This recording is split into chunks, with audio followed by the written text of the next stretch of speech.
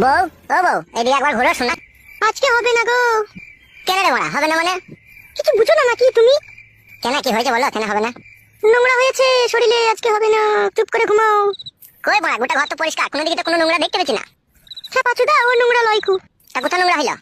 আচ্ছা ওর কুচুদা হতালে আমি সংসার করতে এসেছি রে, কিচ্ছু বুঝে না দুনিয়াতে।